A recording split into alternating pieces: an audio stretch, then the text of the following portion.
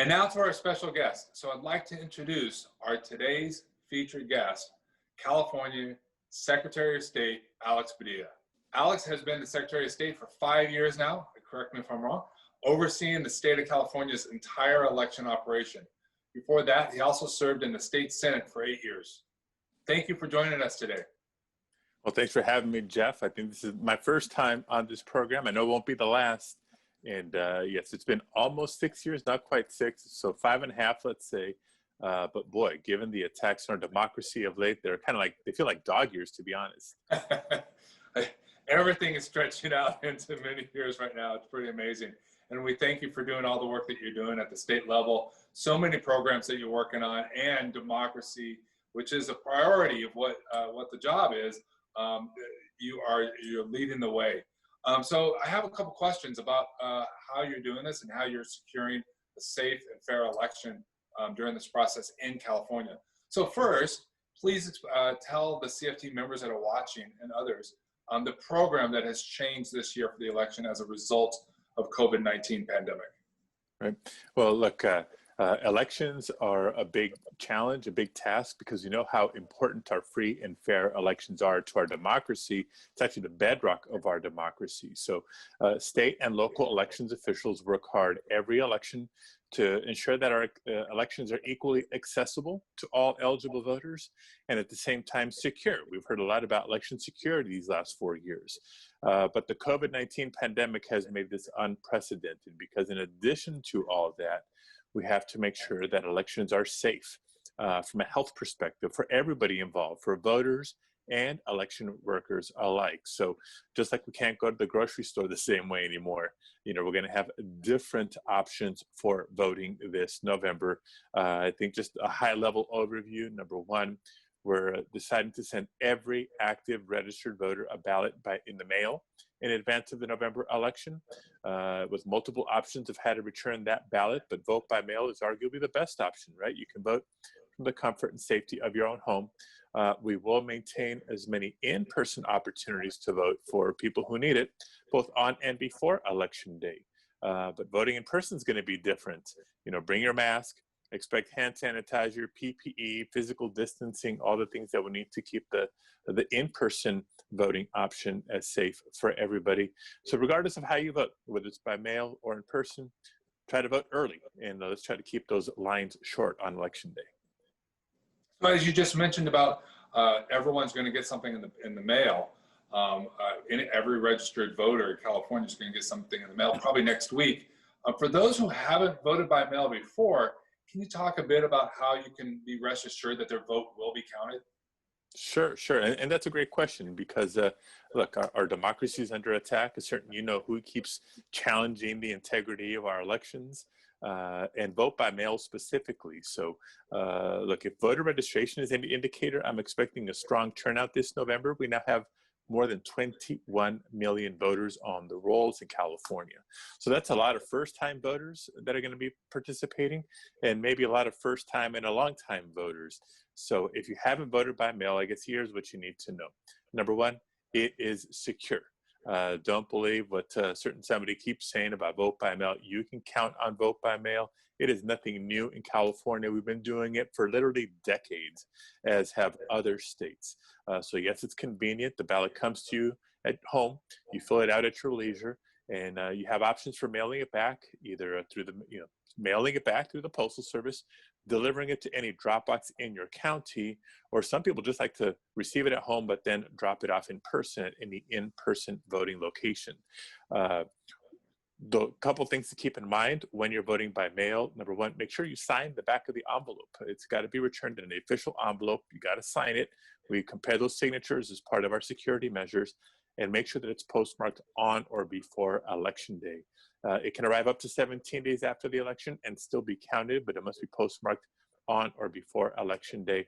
For the ultimate in transparency and assurance that your vote was counted, sign up for Where's My Ballot? Any voter can go to vote.ca.gov. It's where all of our voting resources and tools are.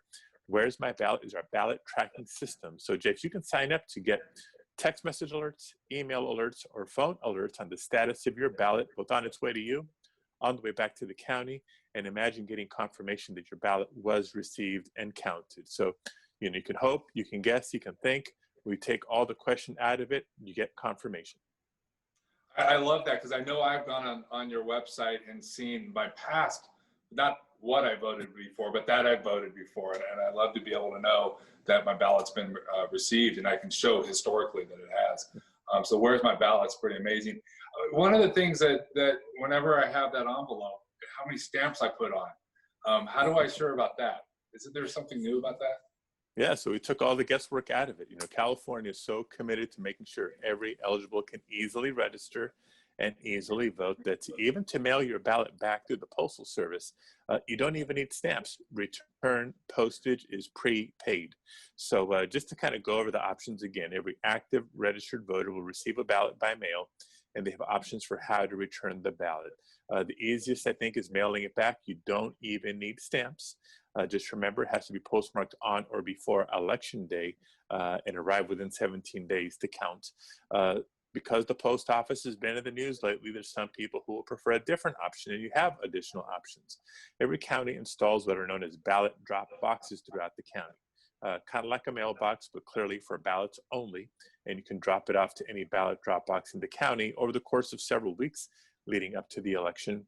Or as I said a few minutes ago, you can walk it in to any in-person voting location and drop it off in person. Thank you. So, I mean, there's been so much false and misleading information, as you said, on social media, as well as by certain people that we're fully aware of. So thank you for all that information. As you know, we are a union of educators and classified professionals from pre-K through the university level, and every level in between. Do you have any words of encouragement for our members who work every day to help our children and the young? Oh, absolutely. I think that the two main messages that come to mind, the first is thank you. Thank you, thank you, thank you. Yes, I'm privileged to serve as California Secretary of State, but my first responsibilities are as a husband and as a father. My wife and I are trying to raise three gentlemen. They're all in grade school still. We got a kindergartner, a second grader, and an eighth grader. So kudos to my wife. She's on the front lines of homeschooling three boys. And so we knew, we valued, and we appreciated teachers beforehand.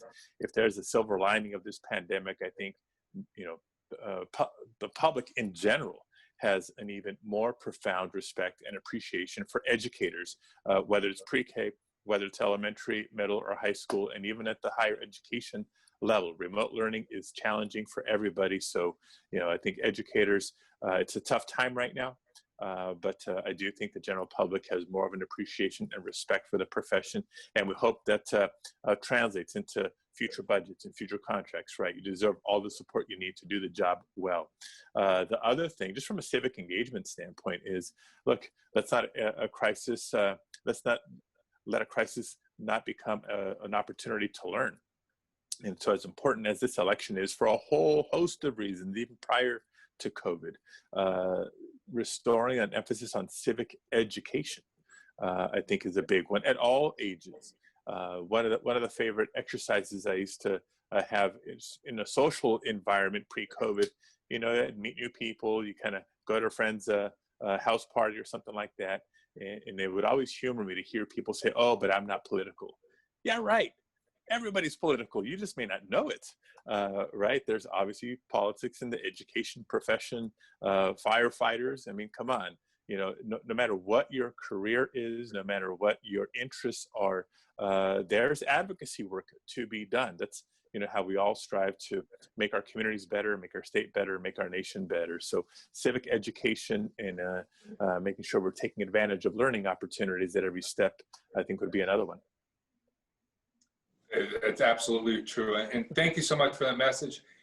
Thank you for joining us today. And most importantly, thank you for protecting the democracy in the state of California, all the work that you've been doing and all the programs that you're developing to make sure that everybody has a right to vote. So thank you again for joining us today. Thank you, Jeff. And stay safe, everybody. We'll get through this together.